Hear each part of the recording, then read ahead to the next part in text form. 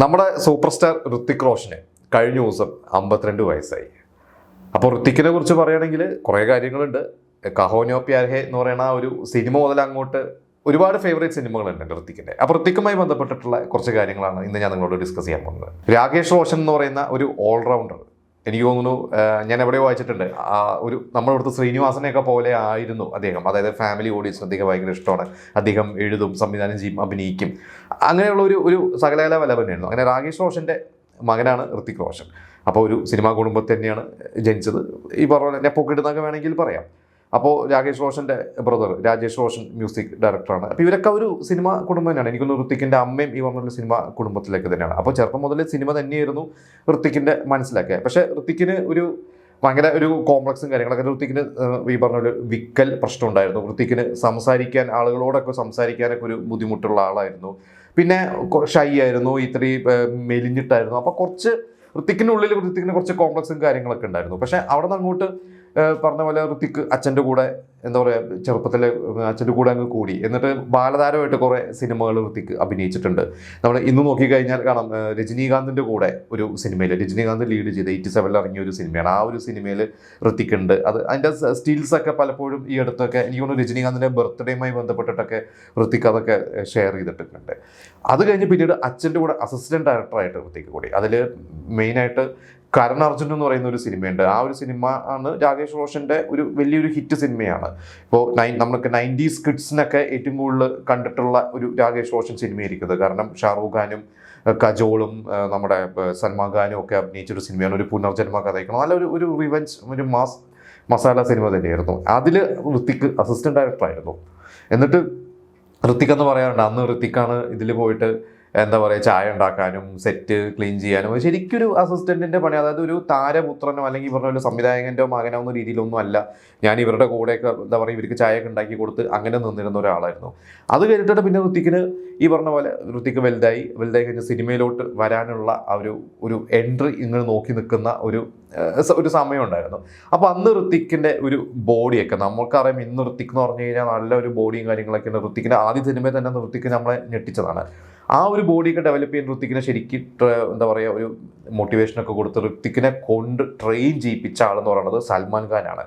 അത് കഴിഞ്ഞിട്ട് ഈ പറഞ്ഞ പോലെ തന്നെ അഭിനയത്തിലോട്ട് എന്താ പറയുക, നായകനായിട്ട് വരേണ്ട ഒരു സമയമൊക്കെ എത്തിക്കഴിഞ്ഞപ്പോൾ അച്ഛനും ഒരു കോൺഫറൻസ് വന്നു. അതായത് രാകേഷ് റോഷന് കോൺഫറൻസ് വന്ന്, രാകേഷ് റോഷൻ്റെ കൊയില എന്ന് പറഞ്ഞ ഷാറൂഖ് ഖാൻ അഭിനയിച്ച സിനിമ, അതിൽ ഋത്തിക് അസിസ്റ്റന്റ് ഡയറക്ടറായിരുന്നു. അപ്പോൾ കൊയിലയിലെ കുറച്ച് സീൻസൊക്കെ ഈ പറഞ്ഞ പോലെ ഷാറൂഖ് ഖാൻ്റെ കുറച്ച് സീൻസൊക്കെ ഋത്തിക് പെർഫോം ചെയ്യുന്നതൊക്കെ കണ്ടിട്ട് അപ്പോൾ ഈ പറഞ്ഞ പോലെ തന്നെ അദ്ദേഹത്തിനും ഒരു കോൺഫിഡൻസ് മകനിൽ വന്നു. പിന്നെ ഈ പറഞ്ഞ പോലെ ഒരു ആക്ടിങ് സ്കൂളിലൊക്കെ പോയിട്ട് ആക്ടിങ് കോഴ്സുകളൊക്കെ എടുത്തു. അത് കഴിഞ്ഞിട്ടാണ് ഈ പറഞ്ഞ പോലെ കഹോനോ പ്യാർ ഹെ. ശരിക്കും കഹോനോ പ്യാർ ഹെക്ക് മുമ്പ് ഇതിൽ ഒരു ശേഖർ കപൂറിൻ്റെ, അത് താര റംപം, ആ ഒരു സിനിമയാണ് ശരിക്കും പ്രീതി സിനിമയുടെ ഓപ്പോസിറ്റായിട്ട് തുടങ്ങാനിരുന്നിരുന്നത്. പക്ഷേ ആ ഒരു സിനിമ ശരിക്കും അന്ന് സംഭവിച്ചില്ല. അത് കഴിഞ്ഞിട്ടാണ് അച്ഛൻ്റെ തന്നെ കഹോനോ പ്യാർ ഹെ എന്ന് പറഞ്ഞ ഒരു സിനിമ നടക്കുന്നത്. കഹോനോ പ്യാർ ഹെനെ കുറിച്ച് ഞാൻ കേട്ടിട്ടുള്ളത് ഈ പറഞ്ഞ പോലെ അന്ന് രാകേഷ് റോഷൻ കുറച്ച് ഫിനാൻഷ്യലി പ്രശ്നങ്ങളാണ്. അപ്പോൾ ഈ പറഞ്ഞ പോലെ ഒരു ഹിറ്റ് സിനിമ ഇവർക്ക് ചെയ്തേ പറ്റുള്ളൂ. അപ്പോൾ അങ്ങനെയാണ് മകനെ വെച്ചിട്ട് ഒരു ഹിറ്റ് സിനിമ ഈ പറഞ്ഞ പോലെ എല്ലാം കടവൊക്കെ മേടിച്ചിട്ടൊക്കെ ഒരു സിനിമ ചെയ്തത്.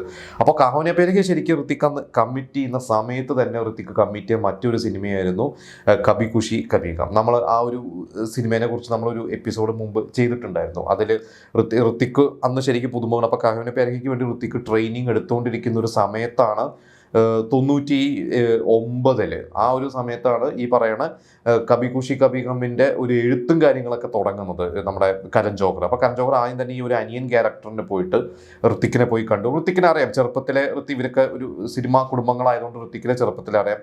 ഋത്തിക്കിൻ്റെ അടുത്ത് പോയിട്ട് ഇങ്ങനെ പറഞ്ഞു, ഇതിൽ നീയാണ് എൻ്റെ ഷാറൂഖ് ഖാൻ്റെ അനിയൻ്റെ റോള് ചെയ്യാൻ പോകുന്നതെന്ന് പറഞ്ഞു. അത് പറഞ്ഞു കഴിഞ്ഞപ്പോൾ പലവർക്കും അന്ന് ചോദിച്ചു, ഋത്തിക് ഒരു സിനിമ പോലും ഇറങ്ങിയിട്ടില്ലല്ലോ, എന്തിനാണ് അഭിനയിപ്പിക്കുന്നത്? അപ്പോൾ കരൺ ജോഹർ പറഞ്ഞില്ല, he'll be the next star എന്നൊരു ഉറപ്പ് അദ്ദേഹത്തിന് തോന്നി. അങ്ങനെയാണ് ആ ഒരു സിനിമ അന്നേ കമ്മിറ്റ്മെന്റ് കൊടുത്തു. അങ്ങനെയാണ് പിന്നെ കഹോനോ പ്യാർ ഹെ ഇറങ്ങുന്നു. കഹോനോ പ്യാർ ഹെ ഇറങ്ങി കഴിഞ്ഞപ്പോൾ ഒരു ഒറ്റ രാത്രി കൊണ്ട് എന്താ പറയുക, ഋത്തിക് ഭയങ്കര സ്റ്റാറായി.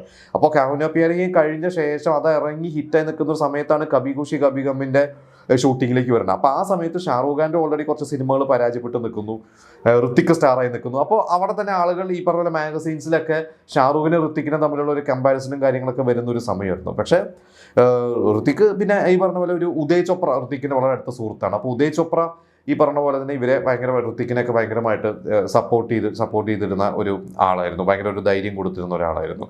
പിന്നീട് അങ്ങോട്ട് നമുക്കറിയാം കുറേ സിനിമകൾ, ഈ മുജേ ദോസ്തി കരേഗ, പിന്നെ യാദേൻ, മിഷൻ കാശ്മീർ, അതിൽ പരാജയവും വിജയങ്ങളും ഒക്കെ ഉണ്ടായി. പക്ഷേ ഈ പറഞ്ഞ കഹോനിയ പേരഹെ പോലൊരു ബ്ലോക്ക് ബസ്റ്റർ കിട്ടിയില്ല.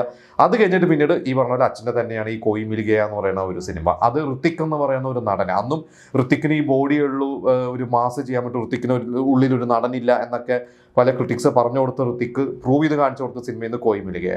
അവിടെ നിന്ന് അങ്ങോട്ട് പിന്നീട് നമുക്കറിയാം കൃഷ് എന്ന് പറയുന്ന ഒരു സിനിമ, അത് കഴിഞ്ഞിട്ട് കുറേ സിനിമകൾ, ഇപ്പോൾ ഈ പറഞ്ഞ പോലെ ജോധ അക്ബർ എന്ന് പറഞ്ഞ സിനിമയൊക്കെ അന്ന് ഋത്തിക്ക് തന്നെയായിരുന്നു അന്ന് മനസ്സിൽ, അത് ഋത്തിക്കിനെ തന്നെ മനസ്സിൽ കണ്ട് ചെയ്തിട്ടുള്ള ഒരു സിനിമ തന്നെയാണ്. പിന്നെ ഈ പറഞ്ഞ പോലെ ഋത്തിക്ക് റിജക്റ്റ് ചെയ്ത കുറേ സിനിമകളുണ്ട്. അപ്പോൾ എനിക്ക് അത് ഈ പറഞ്ഞ പോലെ എനിക്ക് ഈ അടുത്തൊരു ആർട്ടിക്കിൾ ഞാൻ വായിച്ചാൽ അതിൽ ഒരു സിനിമയായിരുന്നു 3 Idiots. നമുക്കറിയാം 3 Idiotsഉം അത് കേട്ട് അത് നൻപൻ ആയിട്ടും ഹിറ്റായിരുന്നു. 3 Idiotsൽ ഋത്തിക്കിനെയാണ് ആലോചിച്ചിരുന്നത്. ദിൽ ചാത്താ ഹെ, ഇത് രണ്ടും അമീർ ഖാനാണ് അഭിനയിച്ചത്.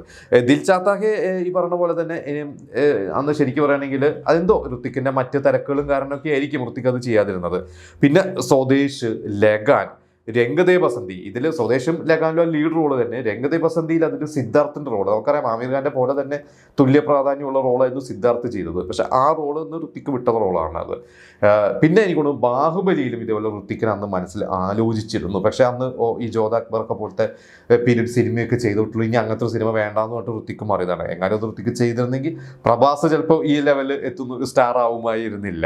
പിന്നെ മേഹൂനയിൽ അതിൽ ആ ഒരു സെക്കൻഡ് ഹീറോ എന്നുള്ള റോളാണ് ചെയ്തത്. പക്ഷെ ഋത്തിക്ക് അത് സെക്കൻഡ് ഹീറോ വേഷം വേണ്ട എന്ന് പറഞ്ഞ് വിട്ടു. പിന്നെ ഇപ്പോൾ റീസെൻ്റ് ആയിട്ട് രാമായണിൽ ആ രാവണൻ്റെ വേഷത്തിൽ ഋത്തിക്കിനെ വിളിച്ചിരുന്നു. പക്ഷേ ഋത്തിക്ക് അത് റിജക്ട് ചെയ്തിട്ട് ആ റോളാണ് യാഷ് ചെയ്യുന്നതെന്നാണ് ഇപ്പോൾ റിപ്പോർട്ടുകളൊക്കെ പറയുന്നത്. പിന്നെ നമുക്കറിയാം വളരെ സിന്ദിഗി നാമിലേക്ക് ദോബാറ എന്ന് പറയുന്ന ഒരു സിനിമ, ആ ഒരു സിനിമ ശരിക്കും അന്ന് ഈ പറഞ്ഞ പോലെ രൺവീർ കപൂറും ഇർഫാൻ ഖാനെയൊക്കെ വെച്ചിട്ട് ആലോചിച്ചിരുന്ന ഒരു സിനിമയായിരുന്നു. പക്ഷേ ഇവർ മാറിയ ശേഷം അതിലേക്ക് ഈ പറഞ്ഞ പോലെ ഋത്തിക്ക് വന്നു, ഫർഹാൻ അക്തർ വന്നു. അപ്പോൾ എനിക്ക് തോന്നുന്നു അത് വേറെ നടന്മാർ വിട്ട് കഴിഞ്ഞപ്പോൾ, അല്ലെങ്കിൽ വേറെ നടന്മാരെ മാറ്റി കഴിഞ്ഞപ്പോൾ ഋത്തിക്കിന് വന്ന ഒരു ഗംഭീര റോൾ, എനിക്ക് ഭയങ്കര ഇഷ്ടപ്പെട്ട ഋത്തിക്കിൻ്റെ ഒരു റോള് തന്നെയാണത്. അപ്പോൾ എന്തായാലും ഇതായിക്കാണ് നമുക്ക് പറഞ്ഞ പോലെ 52 വയസ്സായിട്ടുള്ളൂ.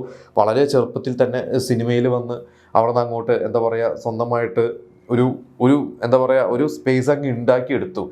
അദ്ദേഹത്തിന് ഈ പറഞ്ഞ പോലെ പല പേഴ്സണൽ പ്രോബ്ലംസും ഫാമിലി പ്രോബ്ലംസും ഒക്കെ ഉണ്ടായിട്ടുണ്ട്. അതിൻ്റെ കുറേ ഹെൽത്ത് ഇഷ്യൂസ് ഉണ്ടായിട്ടുണ്ട്. എനിക്ക് തോന്നുന്നു ബാങ് എന്ന് പറയുന്ന ഒരു സിനിമയിൽ ചെയ്യുന്ന സമയത്താണ് അവിടെ വെച്ചിട്ട് എന്തോ ഒരു വലിയൊരു അപകടം ഉണ്ടായിട്ട് സീരിയസ് ആയിട്ടൊക്കെ ഉണ്ടായിരുന്നു. അവിടെ നിന്നൊക്കെ അദ്ദേഹം റിക്കവർ ചെയ്ത് വന്നു. പിന്നെ വാർ എന്ന് പറയുന്നൊരു സിനിമ എൻ്റെ ഒരു ഫേവറേറ്റ് സിനിമയാണ്. അത് കഴിഞ്ഞിട്ട് പിന്നെ വാർ 2 വന്നു, അതങ്ങോട്ട് വലിയ ക്ലിക്കായില്ല. പക്ഷേ എങ്കിലും ഈ പറഞ്ഞ പോലെ ഋത്തിക്ക് ഇന്നും അവിടെ ടോപ്പാണ്. എനിക്കോട് ഋത്തിക് ഒരു കാലത്ത് ഒരു സൂപ്പർ സ്റ്റാർ, അതായത് ഷാറൂഖ് ഖാൻ അത് കഴിഞ്ഞിട്ട് വന്ന ഒരു ജനറേഷനിൽ ഋത്തിക്കായിരുന്നു ഒരു വലിയ സൂപ്പർ സ്റ്റാർ. പിന്നീടാണ് നമുക്ക് ഈ പറഞ്ഞ പോലെ രൺബീർ കപൂറും രൺവീർ സിംഗും ഒക്കെ വന്നത്. പക്ഷേ എങ്കിലും ഋത്തിക്ക് ഒരു എന്താ പറയുക, നമുക്ക് എല്ലാവരും ഒരു പ്രത്യേക ഇഷ്ടമാണ് എല്ലാവർക്കും ഋത്തിക്കിനോട്. അപ്പോൾ ഈ പറഞ്ഞ പോലെ ഋത്തിക്കിൻ്റെ ഇഷ്ടപ്പെട്ട സിനിമ ഇപ്പം എനിക്കൊണ്ട് കഹോന പ്യാരിഹയും ഈ പറഞ്ഞ പോലെ തന്നെ ഇറങ്ങിയിട്ട് 2000 ജാനിലാണ് ഇറങ്ങുന്നത്. അത് ഇറങ്ങിയിട്ട് ഒരു 25 വർഷമാണ് പറയും. അപ്പോൾ നിങ്ങൾക്ക് ഋത്തിക്കിൻ്റെ ഇഷ്ടപ്പെട്ട സിനിമകൾ, ഋത്തിക്ക് ബാലതാരമായിട്ടുള്ള ഈ പറയുന്ന സിനിമകളൊക്കെ നിങ്ങൾ കണ്ടിട്ടുണ്ടെങ്കിൽ അതിനെക്കുറിച്ച് നിങ്ങൾ കമൻറ്റ് ചെയ്യുക.